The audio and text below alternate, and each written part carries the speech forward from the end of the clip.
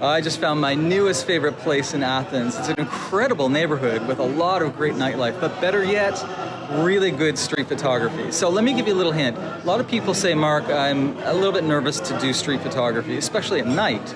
Well, why not just sort of use photographing the backs of people as sort of a gateway into street photography?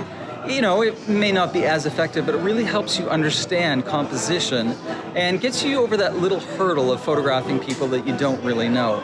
Also, another tip, if you can find a moped, motorcycle, or a bicycle with a headlight, make sure that you photograph them coming toward you, because the lights produce a really great effect on the pavement or cobblestone, wherever you're at night. Okay, hope that helps. Have fun with your night photography. Go to Aperture Priority, Auto ISO, and use your lowest f-stop number, which is also called aperture wide open. That should give you a lot of good photographic abilities in the dark areas of the city. Have fun, happy shooting.